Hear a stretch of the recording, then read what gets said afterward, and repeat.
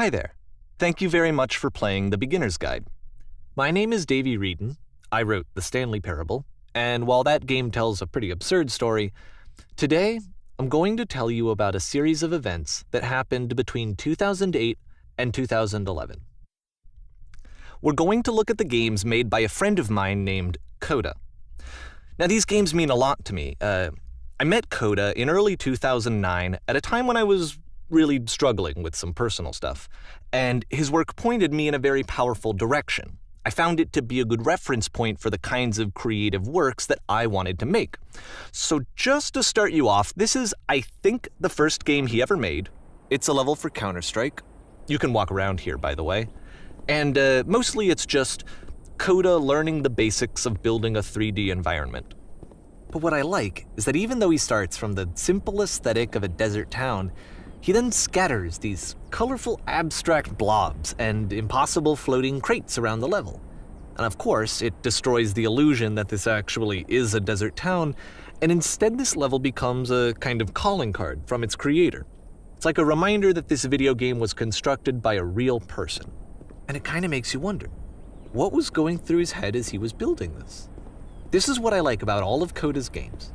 I mean, not that they're all fascinating as games, but that they are all going to give us access to their creator.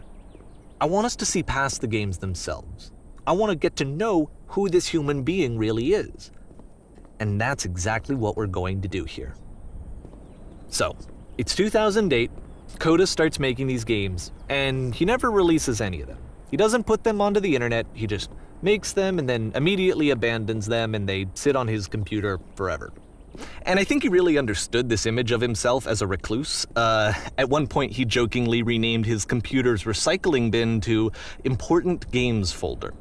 So, this was just how he worked. He tended to crank them out one after the other without even really pausing to try to understand what he had just made, until suddenly one day, he just stopped. In 2011, that was it. He made his last game, and then he hasn't made another one since. And that's why I've taken this opportunity to gather all of his work together, is because I find his games powerful and interesting, and I'd like this collection to reach him, to maybe encourage him to start creating again. And if the people like you who play this also happen to find his work interesting, then I'm sure it'll just send that much stronger of a message of encouragement to Coda. So thanks for joining me on this. If you have a particular interpretation that I haven't mentioned here, or if you just need to get in touch, you can email me at daveyWreden@gmail.com. Okay, that's about it for introduction.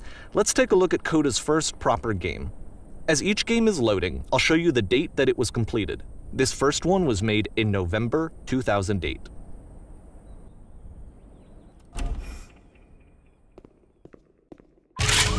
Warning. Whisper machine active. Shift to structure enemy. This game is called Escape from Whisper, and it's one of the more generic games you'll see from Coda.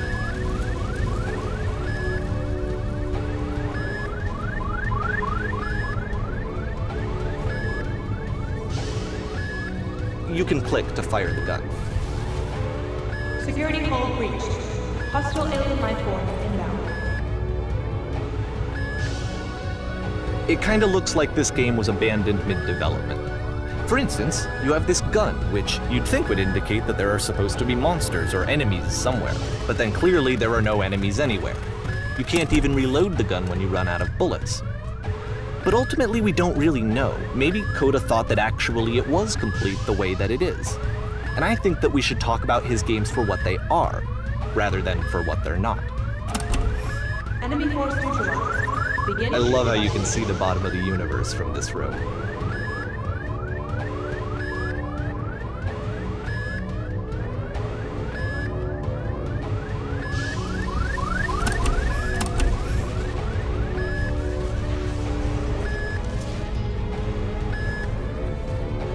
Apparently this space station has a labyrinth on it. Sure, I don't know. There's really no reason for it that I've ever been able to discern, so in the interest of time, I'm just gonna skip you on past it. Or if you'd really like to solve the labyrinth, you're welcome to do that too.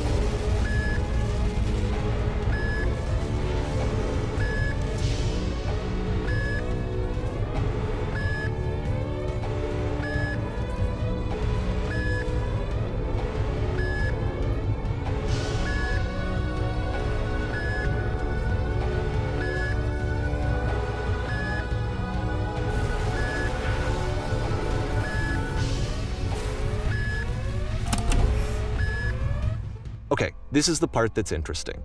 The game has this narrative about the whisper machine and how it has to be turned off, and then you get to the engine room.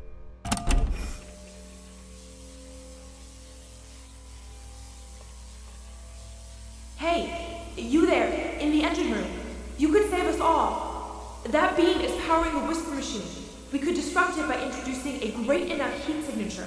If your body could stop the beam. It's so much to ask, but for all of our lives, would you do it? Could you give yourself?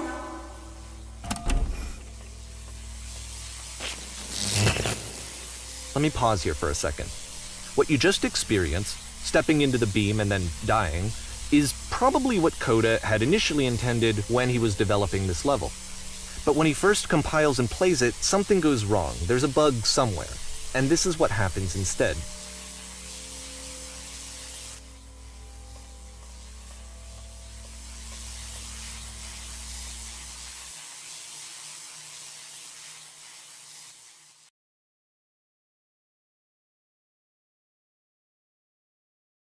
The beam causes you to start floating.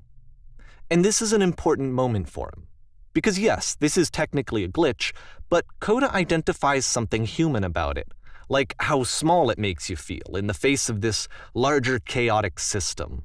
Or this floating could be the afterlife, a peaceful place, juxtaposed against all of the hysteria that you've just had to traverse. I don't even know. I have no idea what he was thinking, but what's clear is that after making this, something lodges itself in his brain. He wants to do more of these really weird and experimental designs. So he stops work on this and moves on to a stream of tiny little games that go in all sorts of directions. Let's go ahead and take a look at the first game he made after leaving this one behind.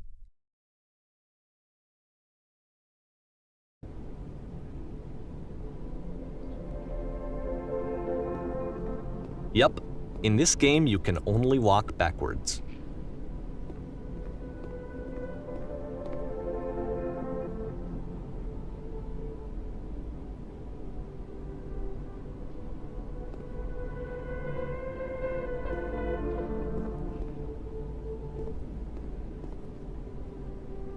So it's a short and relatively minimalist experiment combining motion and narrative. It is less advanced than the previous game, but actually it seems to be more focused, more complete. Coda's trying to give it a unique voice rather than simply basing it on a pre-existing trope.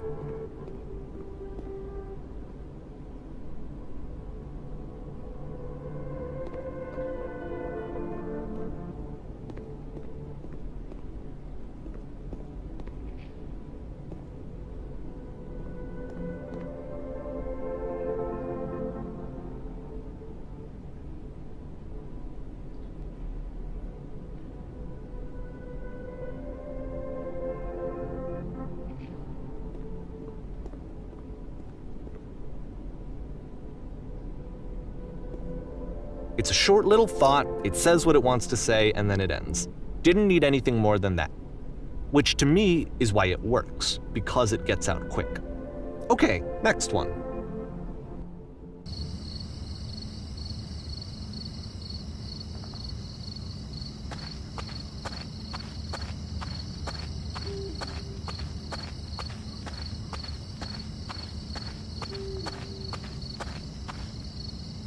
And that's it. Okay, the meaning of this game won't be clear just yet. Please be patient with me for a few more games and I promise you'll see what makes it interesting.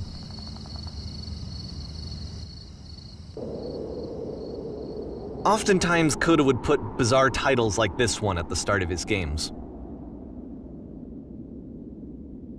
I wish I'd known him at the time that he was making these early games. He would really only talk to me about his work as he was making it.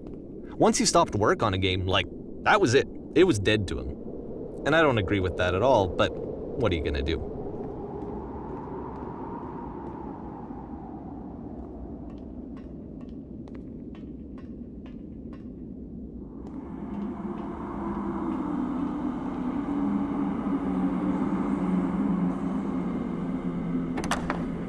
Once you've been slowed to an absolute crawl, the door at the top of the stairs opens.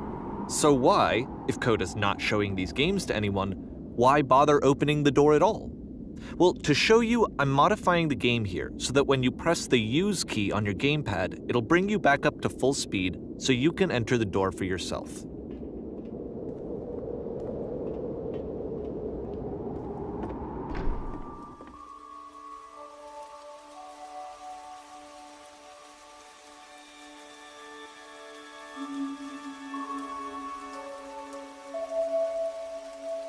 A room that's warm and nice and filled with little ideas for games.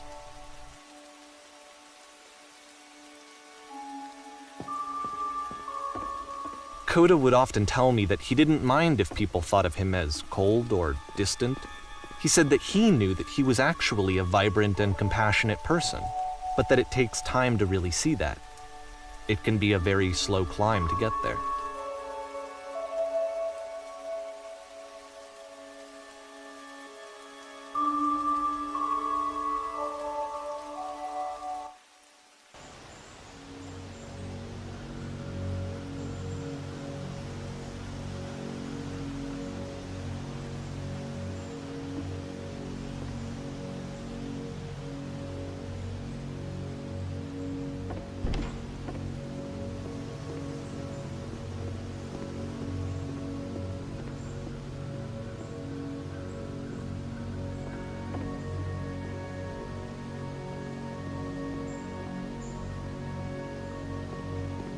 Well, this is new for Coda. It's an actual puzzle. Go ahead and see if you can solve it.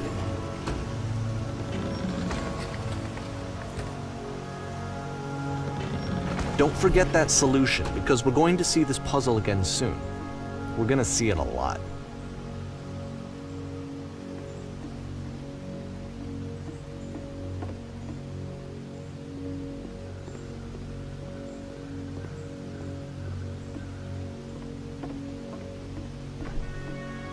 So that seems to be it, right? You walk down a corridor, you solve a puzzle, you get to the end. Simple enough. Alright, now I'm going to modify the game again, so that when you press the use key on your gamepad, it'll remove all of the walls from this room.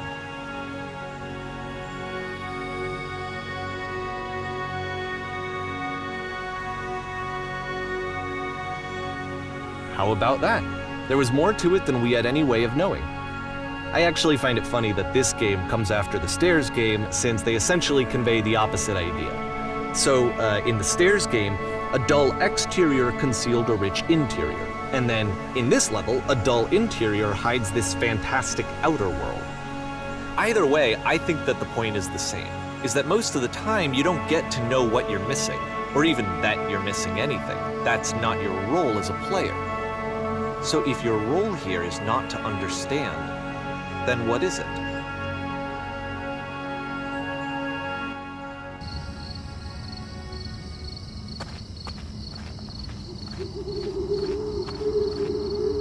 Aha! So, this, combined with the entering game from earlier, tells us that Coda believes his games are connected somehow. It could even be that the Stairs game and the puzzle game are literally connected in between this and the entering game. There's a bigger picture that all of his games are meant to play a role in, some larger meaning that we won't be able to grasp until we've seen all of them. And once we have, we can step back and start to understand what exactly that bigger picture is.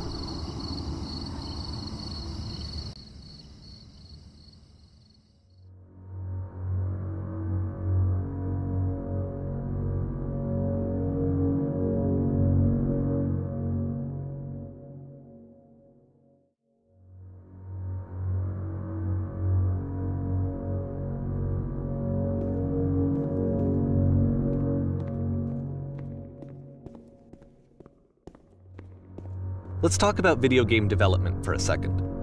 Every video game runs on what's called an engine, which determines what the game can and cannot do. So in other words, the engine is a set of tools for game development. To make all of these games, Coda is using an engine called Source. Like all engines, Source has certain things that it does well, and it has certain things that it does poorly. One of the things that it does very well is boxy linear corridors. That's why so many of Coda's games are set in these large, flat, empty rooms, is just because he's working with what the engine does well. The tools available to the creator shape what kinds of creative work they're going to end up making. You might consider paying attention to the architecture in Coda's games, to notice how they seem to stem from an engine that's very good at producing linear, boxy corridors.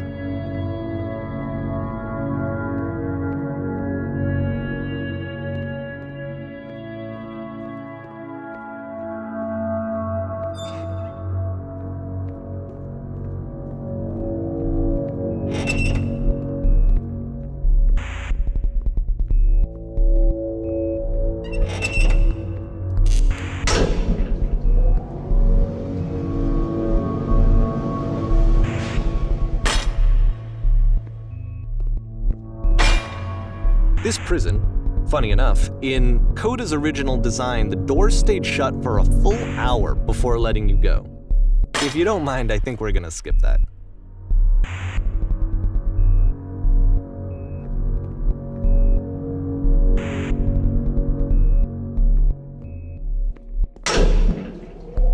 This is something that he and I used to argue about a lot. You know, whether a game ought to actually be playable, whether it means anything if no one can get through it. And I would always defend that, all this work goes into the game, why not make it playable and accessible?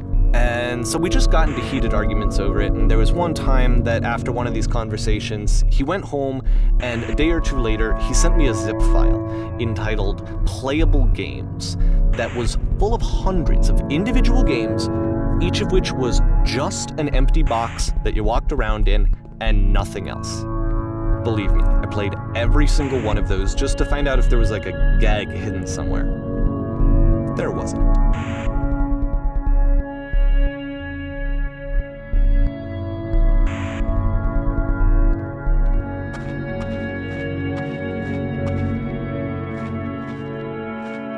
It's the puzzle again, with the exact same solution as the last time.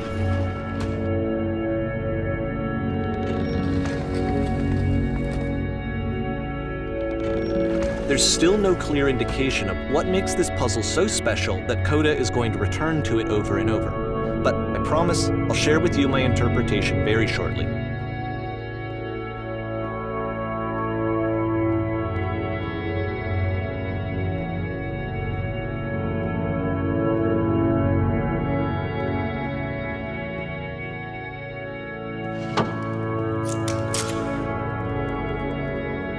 Here, Coda begins using a kind of dialogue system that he fashioned out of the engine's chat capabilities. Use the buttons on your gamepad to respond.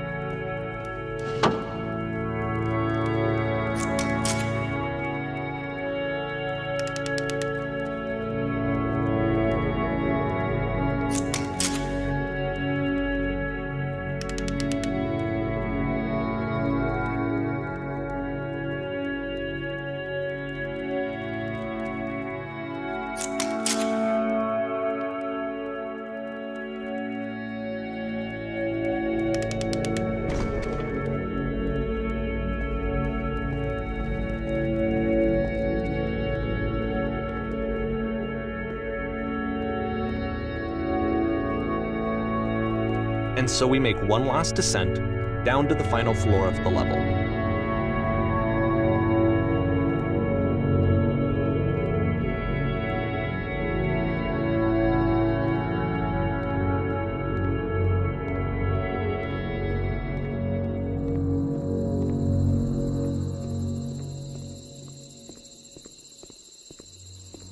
It's a lamppost. Okay, I can't tell you quite why, but for some reason, Coda fixates on this lamppost. It's going to appear at the end of every single one of his games from here on out. I'll tell you what I think. I think that up to this point, he's been making really strange and abstract games with no clear purpose, and maybe you can only float around in that headspace for so long. Because now he wants something to hold on to. He wants a reference point. He wants the work to be leading to something. He wants a destination, which is what this lamppost is. It's a destination. We're going to see it in the work as well. His games are just going to become a lot more cohesive, a lot more fully developed, with more of a clear idea behind them. And as we go, that idea will get clearer and clearer and clearer.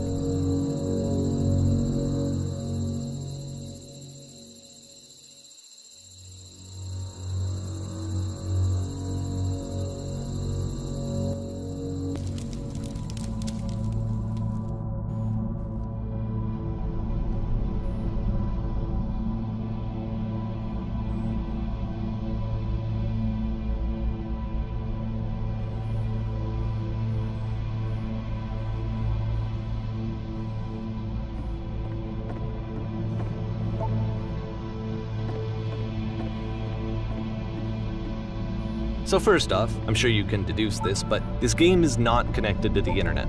All of the notes that you're going to see have been written by Coda. This was actually the first game of his that I ever played. This was shortly after I met him at a weekend game jam in Sacramento, where I grew up. I saw him working on this very level, and it was just so different from anything that anyone else was doing. So right away I was like, I have to be friends with this person. In retrospect, I think I was probably a bit too pushy trying to get his attention. I was over-enthusiastic. But he was very gracious about it and very patient with me. And I cooled off eventually.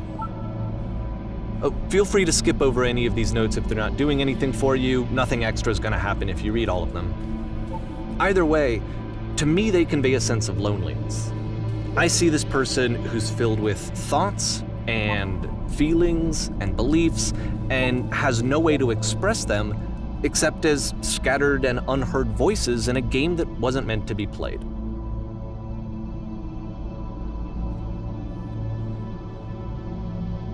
But it's ironic, isn't it, that in playing this game and seeing how alone Coda often felt, that we get to know him better and actually kind of connect with him.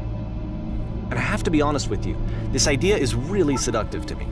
That I could just play someone's game and see the voices in their head and get to know them better and have to do less of the messy in-person socializing. I could just get to know you through your work. I think this is why I always liked Coda's games so much, is because it felt like they let me have that connection. I felt as though he was inviting me personally into his world. And then I feel less lonely too.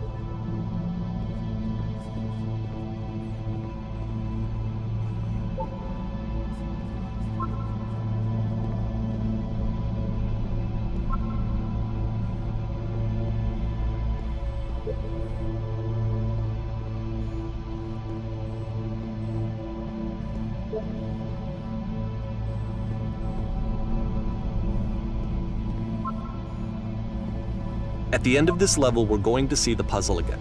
And here, I'll tell you what I think the puzzle means.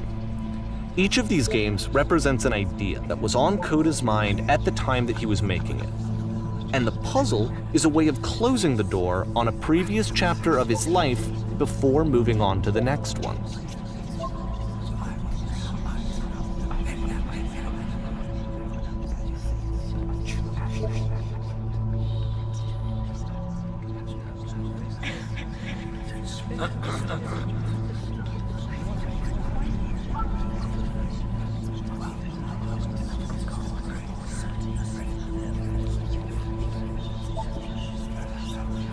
In each of his games, after exploring a theme that, he might find difficult, Coda can then place this puzzle that he knows has a reliable solution, he understands exactly how it works, and so it gives him a simple mechanism for moving on.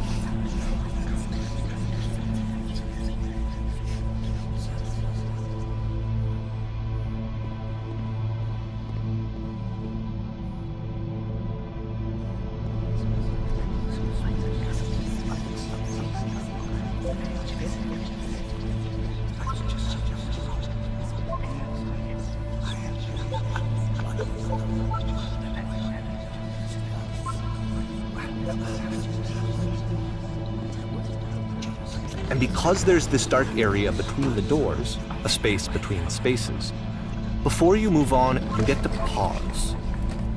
Just for a moment, a few seconds to reflect on and let go of the events that led you here. To step back and connect the pieces together. To grasp at that elusive bigger picture.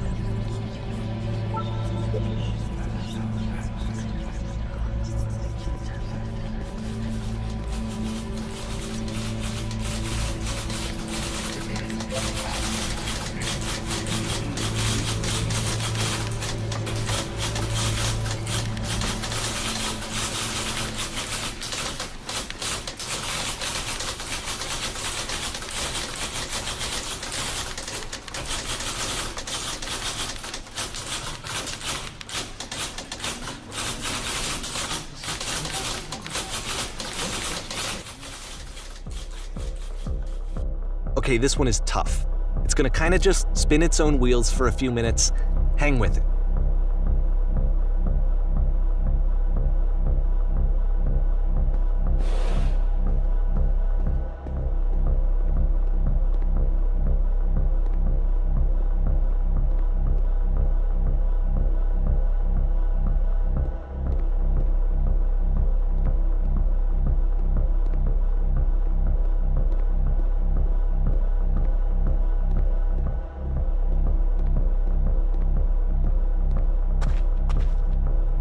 See, like, this is it.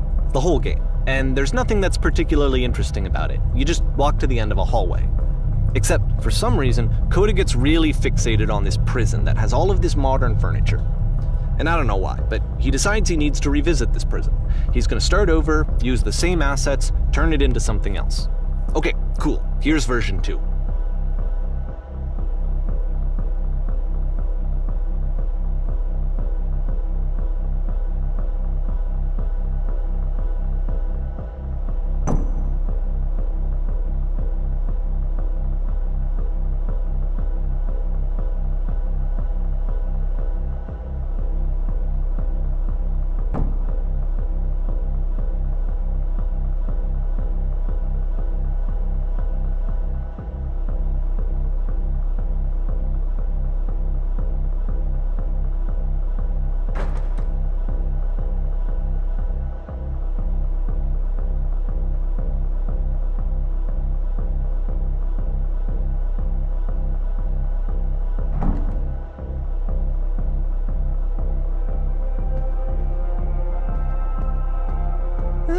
There's a bit more to this one, but still it's not really communicating anything. It's kind of just weird for weirdness' sake.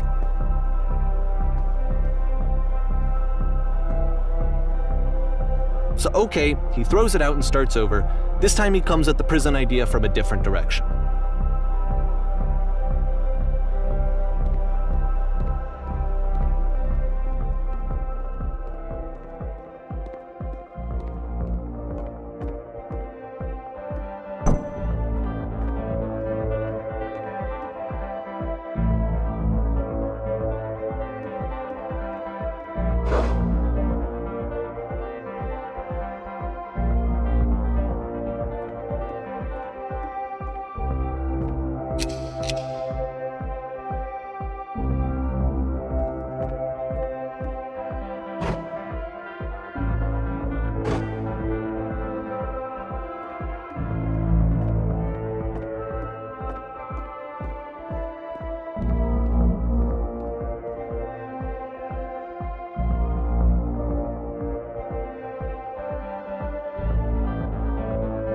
And of course, now the table is gone and you can't begin the chain of events to escape.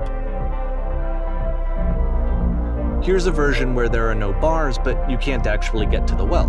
And then a version where the inside of the prison is the outside and the outside is the inside. Let me just blink you real quick through a few more of these. I mean, he really unloaded on this prison idea. There's nearly a dozen of them. Personally, I think it's awful to watch this, to see a person basically unraveling through their work. And for what? Like, at what point do you just go, maybe there are game ideas other than this prison that I could be working on? But Coda doesn't have that voice telling you to stop, that particular mechanism of defense against yourself. Without it, you just spiral. And so he keeps going and going and going and going and going, and then he hits on something. And he likes it. And that's it. He's done. He stops making prisons. This is the very last version of the prison game that he created. And the reason I think it works is that the prison is not actually in it.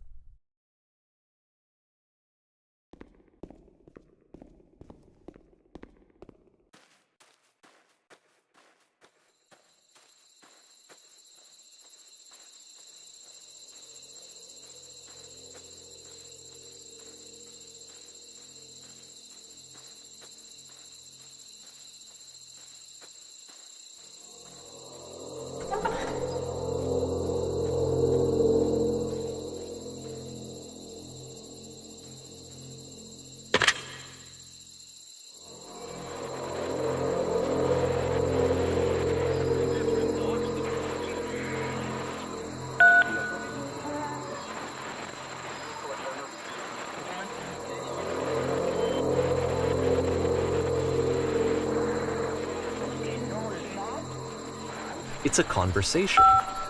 And so this is what Coda wants, is to be able to talk to someone, to share what's on his mind, and to get some good advice from someone who knows. But the irony is that even in this scenario, you're still talking to yourself. You know, all of these games so far are Coda talking to himself.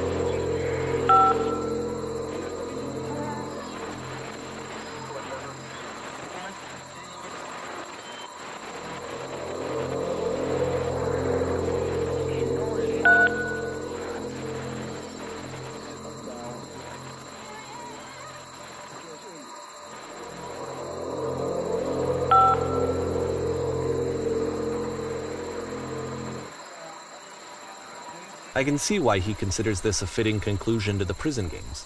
After all of the obsession and frustration, just to be told by someone you can trust that things are going to be okay. Wouldn't that be nice? So what would it look like if Coda wanted to make a game about talking to someone other than himself?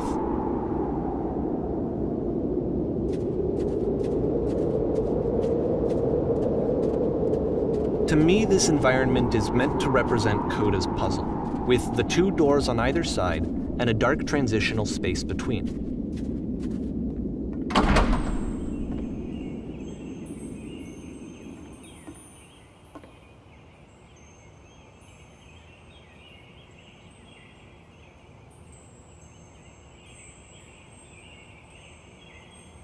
You'll notice that the quality of the art is a step up from previous games, including this new and improved chat system, which he started using from this point on. From here on out, he begins putting much more effort into the visual polish of his work, and this particular game took 2 months to create as a result.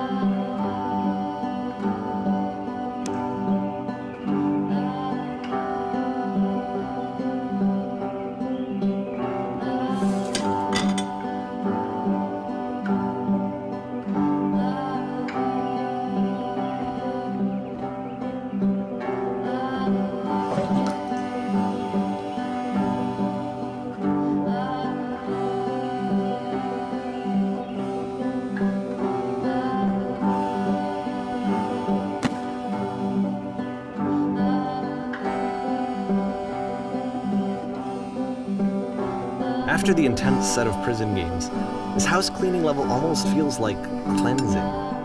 It's the moment after a particularly difficult or traumatic experience where you just need to let it sit and digest inside of you, and eventually cohere into something meaningful.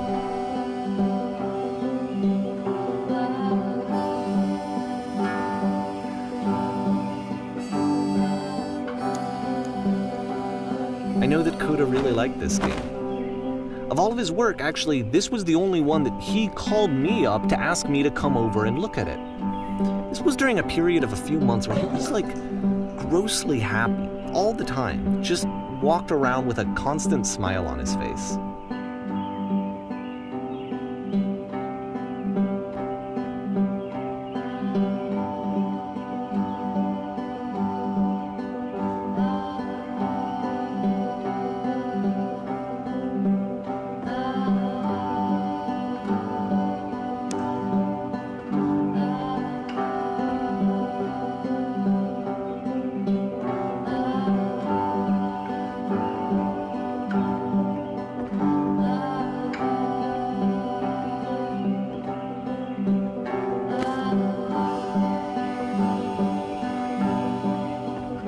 I'm glad he made this. I'm glad he found some peace.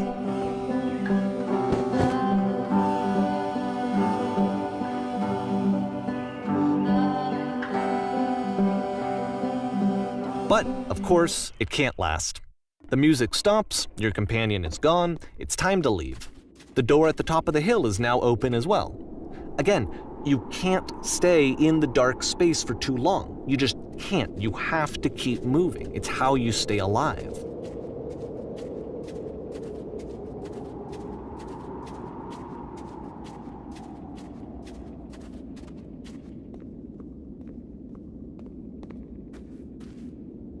Which is the whole point of the puzzle doors, right? That sooner or later you have to pick up and move. I really thought that was the point of it.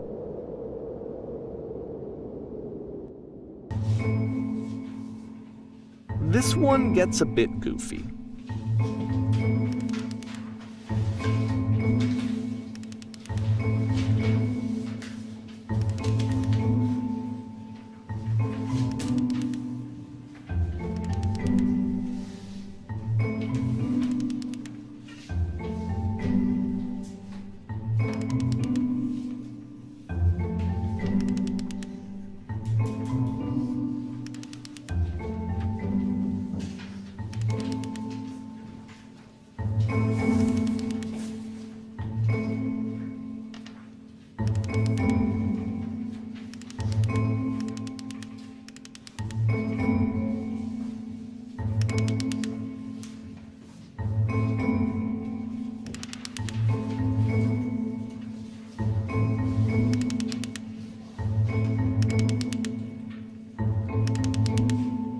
About halfway through the game, the perspective shifts.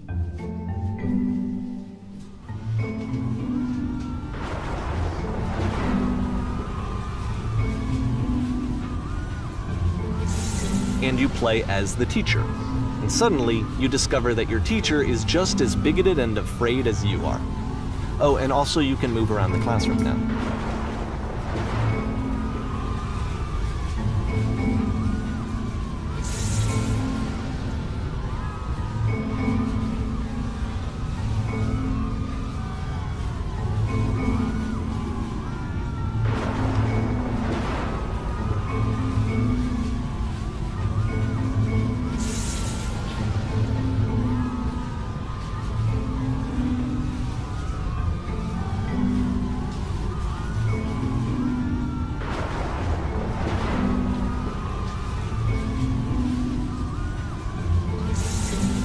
I fell pretty hard for this one.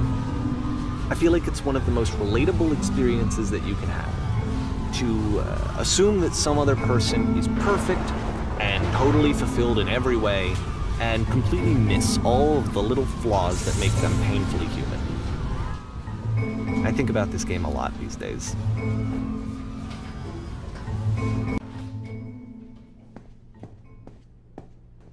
This one took a lot longer than all the others for Coda to make. It was 4 months between this and the last one. That's twice as long as it took him to make any other game before this, and it's not like it's particularly complex, so I remember I found that a little strange at the time.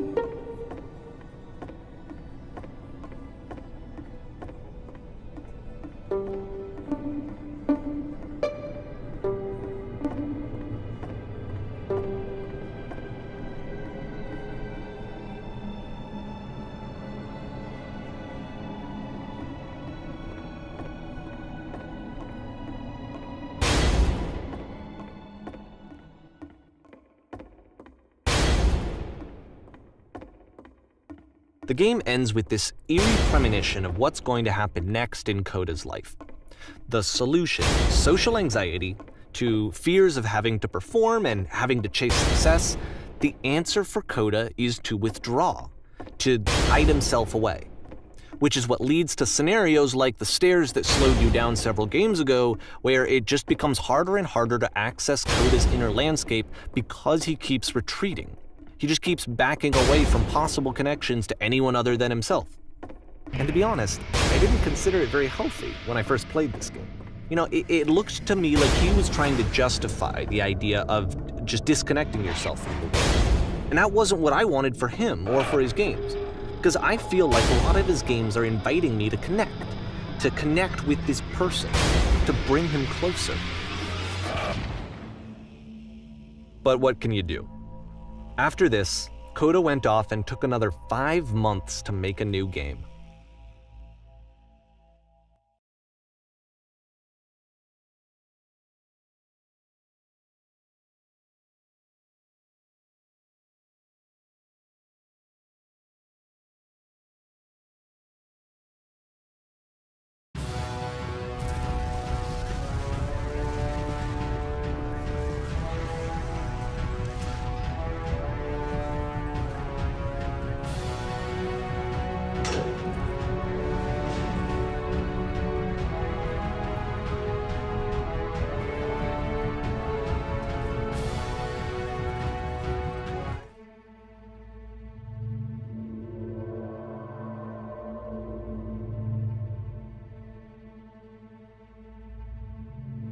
Like I said, I was getting concerned.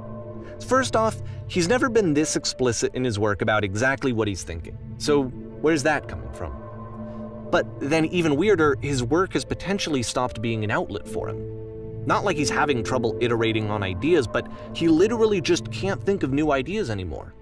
And in person, he was being a lot more distant than usual. Like, You know how sometimes a person will just deflect anything that you say in order to keep themselves disconnected all the time? It was that kind of thing. Here was the point in my relationship with Coda where I really started to wonder if he needed my help in some way. His games are going to get more desperate from here on out. After this game, it's almost 6 months before he finishes something new.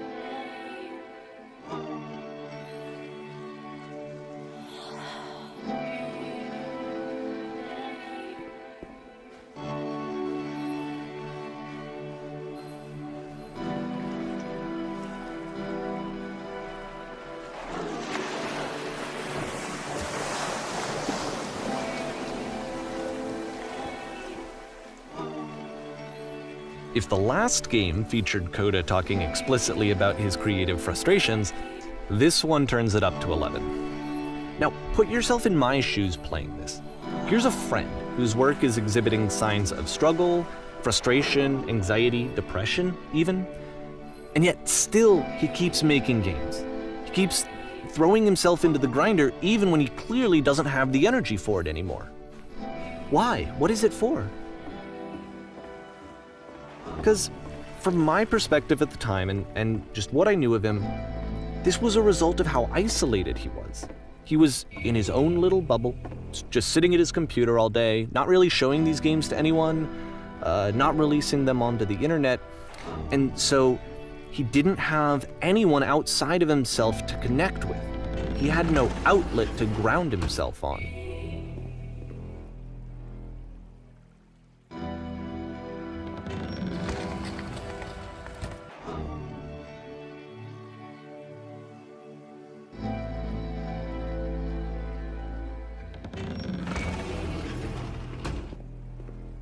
You can't talk yourself out of loneliness. It doesn't work that way. You can't be the one writing both the questions and the answers. Then there's no movement. Then there's no circulation. If all of your anxieties are being channeled into your work, then if the work ever fails, you have no backup and you're just going to crash.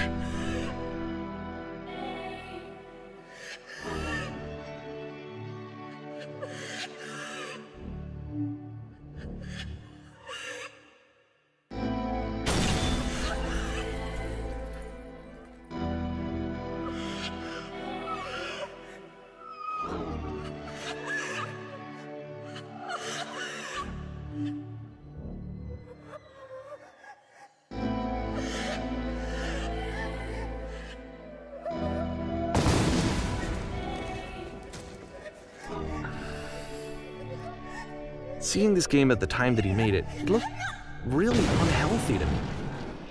I was watching him do this to himself, and I hated it. I hated seeing him so trapped. It's like, video games are not worth this amount of suffering. This is someone I really cared about, and I used to get so much joy out of seeing him create.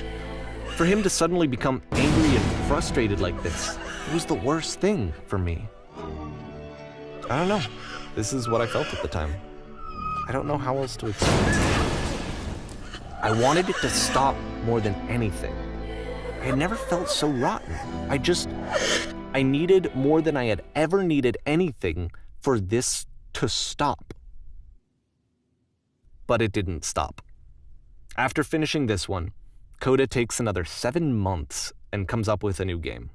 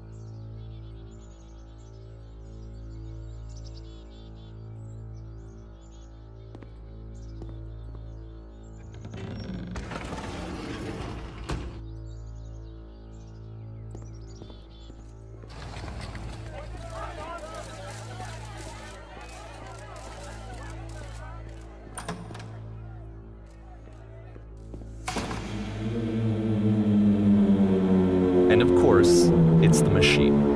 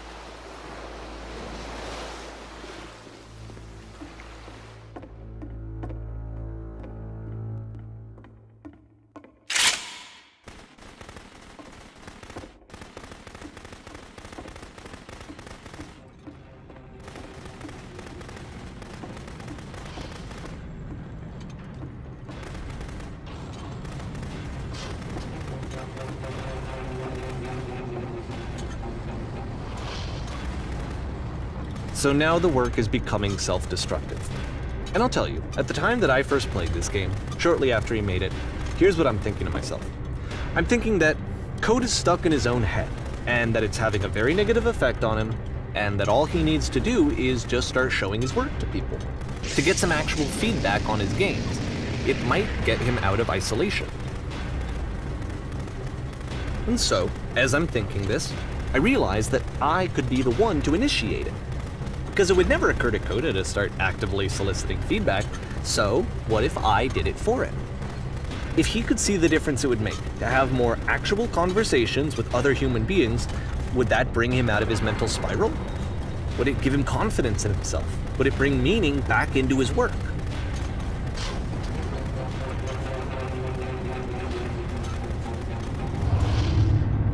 So I started showing Coda's work to people.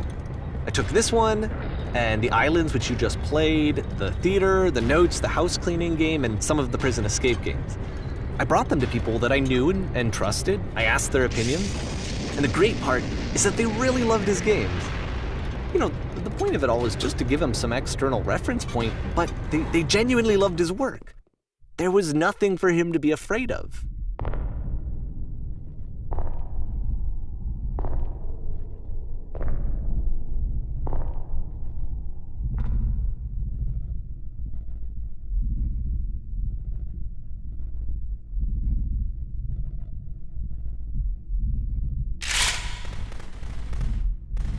Can you see why I felt like this was the right thing to do? Because it's the thing that I always feel like I need, to be told that my work is good, that I am good. When someone really connects with a thing that I've made, when they see themselves purely in my work, there's nothing that feels better. And I got to give that very same feeling to my friend. I did something, I really felt like I'd done something good, like I was a good person. I felt like there was a friend who was in trouble and was unhappy and maybe didn't like themselves, and I could fix it. If I could give him this gift, maybe I could fix the problem. When they told me how much they enjoyed his games, it was the best feeling. It was the absolute best feeling. It made me feel so happy, so beautifully, beautifully happy.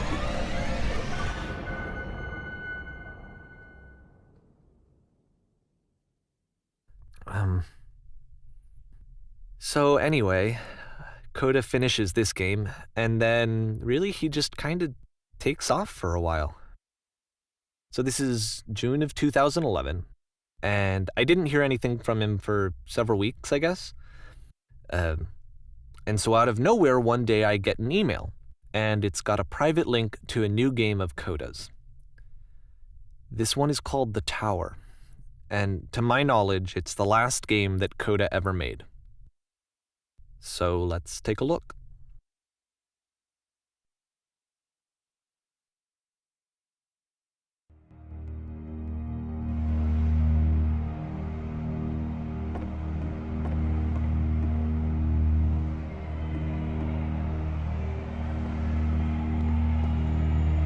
And this is where I have trouble saying anything meaningful about Coda's work. Because more than anything else, The Tower just feels distant. It feels like it's trying to distance itself from the world. It's a very cold game.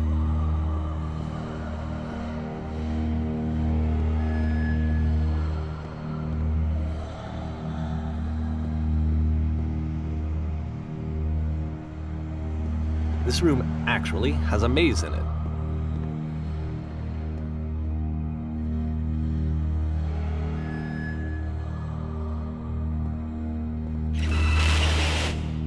Except that all the walls of the maze are invisible.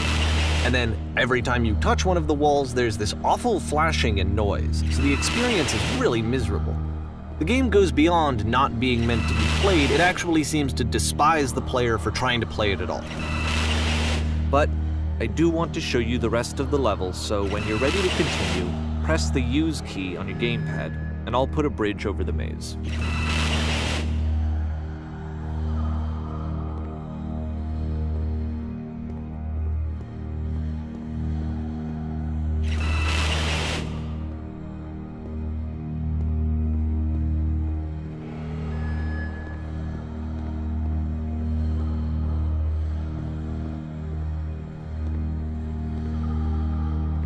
And to be fair, it's not like this is the first game that's needed some modification to be playable.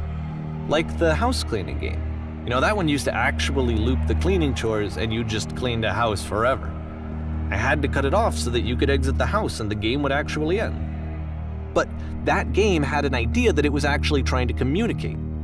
What's the deeper idea behind the invisible maze?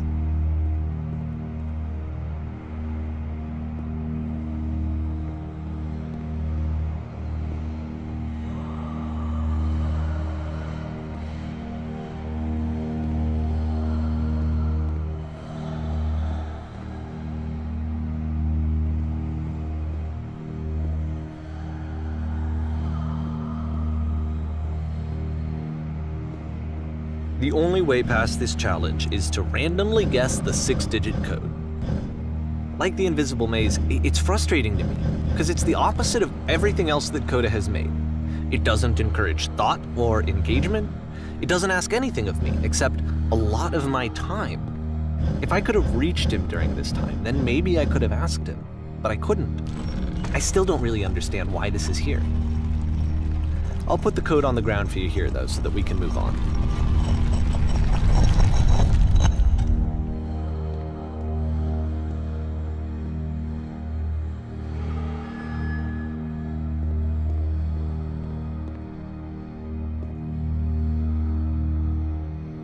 The switch to open this door is actually on the other side of the door, meaning that it's literally impossible to solve from this side. So even if you somehow brute forced your way through the first 2 challenges and you got to this point, there's actually just no way to progress.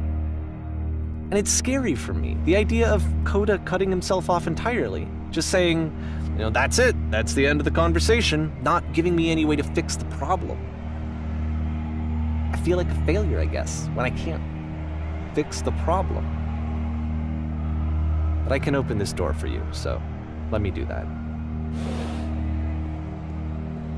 Was I a failure for not understanding this game? I mean, I don't know why I would be. It's not like everything needs to have a solution, but I feel it somehow. I feel like I failed, and I don't understand why. I remember, it's June of 2011. I'm playing this for the very first time.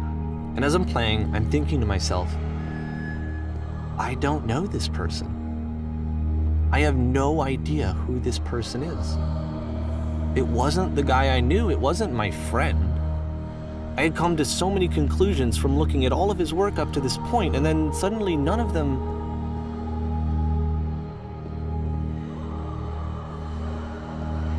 I had been trying to, though. That was the thing. For years, I was trying to get to know him, to understand who he actually was and what he stood for. I asked him so many times to please just tell me what his games mean to him. I asked him please to tell me what the 3 dots mean. And he wouldn't.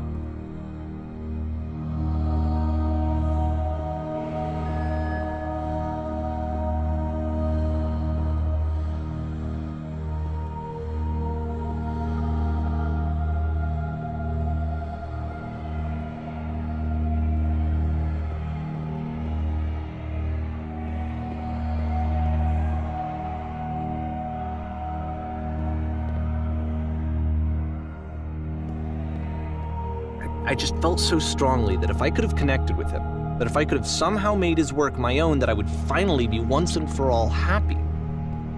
It was that I needed to see myself in someone else. I needed to be someone other than me. But he stopped and left, and it felt somehow like I had failed.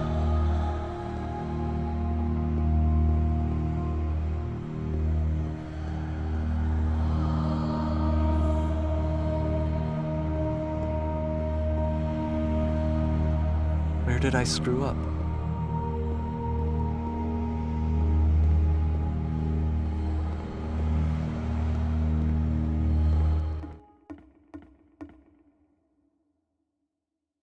I'm the reason that you stopped making games, aren't I?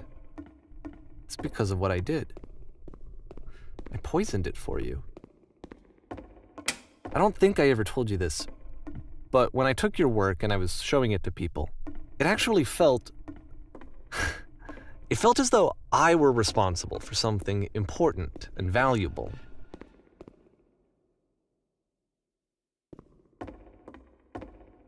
And the people who played them, they treated me like I was important.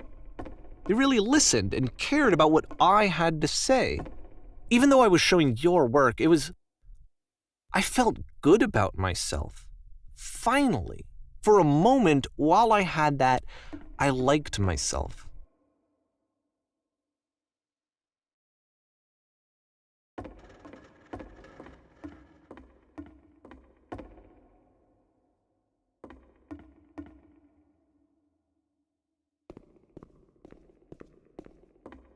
And then you stopped, and I didn't have anything left to show people. I just had to be with myself. And as soon as that happened, there was no feeling at all. Nothing. Less than nothing. What does that mean?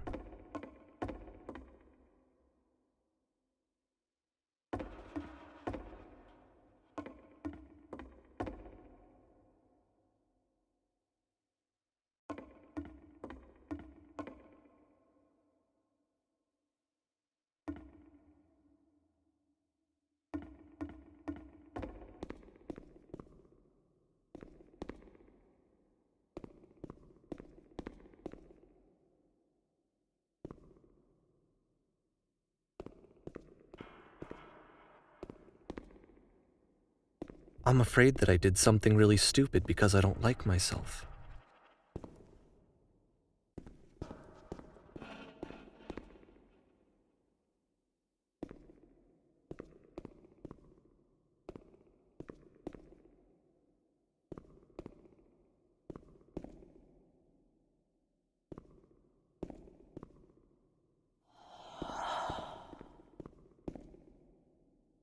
That's why I'm releasing this collection of your work, is because I haven't been able to find any other way to reach you. I've tried everything. And so a part of me has hope that if I put this compilation out into the world, and if I put my name on it, that maybe enough people will play it so that it'll find its way to you, so that I can tell you that I'm sorry. I know I screwed up. If I apologize to you truly and deeply, will you start making games again? Please, I need to feel okay with myself again. And I always felt okay as long as I had your work to see myself in. I mean, is something wrong with me? Because I know that I did an awful thing, and I'm doing it again right now. Like, I'm showing people your work, but I can't stop myself from doing it. That's how badly I need to feel something again, like I'm an addict. There has to be something wrong with me. Can I apologize? What if I tell you I was wrong? Will that work? Will that fix it? I don't know. I don't think it will, but there's nothing else that I can do. Just tell me what you want. I'm sorry. I'm sorry. Please, start making games again. Please help me. Please give me some of whatever it is that makes you complete. I want whatever that wholeness is that you just summoned out of nothing and you put into your work. You were complete in some way that I never was. And I want to know how to be a good person. I want to know how not to hate myself. Please. I'm fading, and all I want is to know that I'm going to be okay.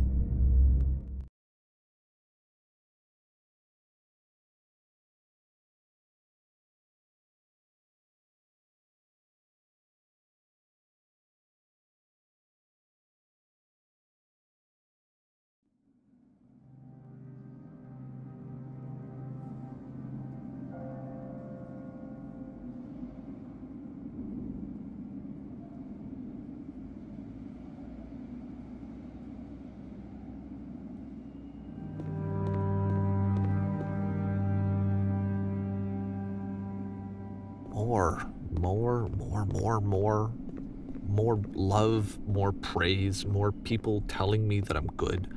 Always more. It's like a disease.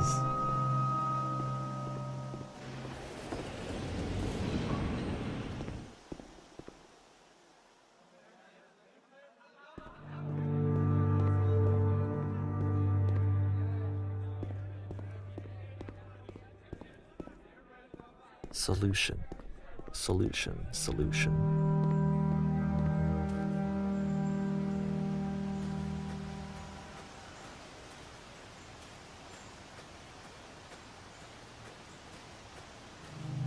I guess if someone had told me ahead of time that he just really enjoyed making prison games, maybe I wouldn't have thought he was so desperate.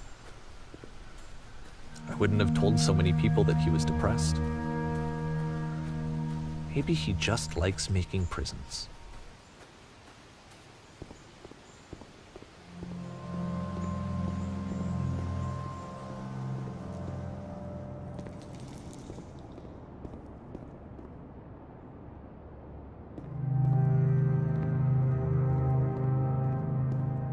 Even now, the disease is telling me to stop. Don't show people what a shitty person you are. They'll hate you.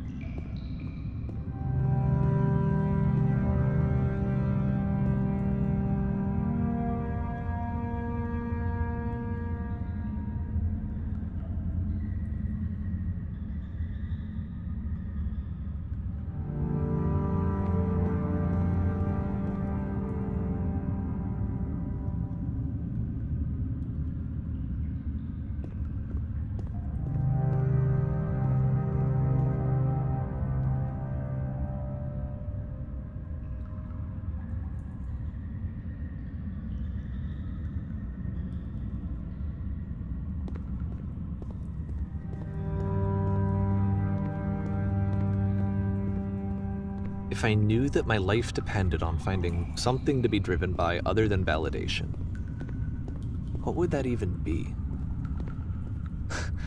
It's strange, but the thought of not being driven by external validation is unthinkable. Like, I actually cannot conceive of what that would be like.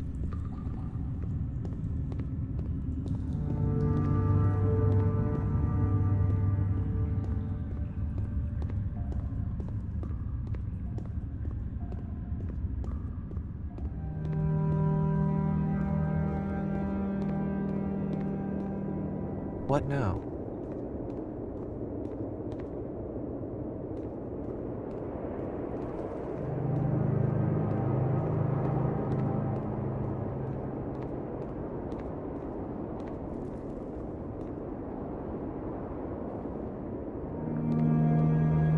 I think I need to go. And I'm sorry, because I know that I said that I would be here and I would walk you through this, but I'm starting to feel like I have a lot of work to do. I have a lot that I need to make up for, and so I'm just gonna... Okay.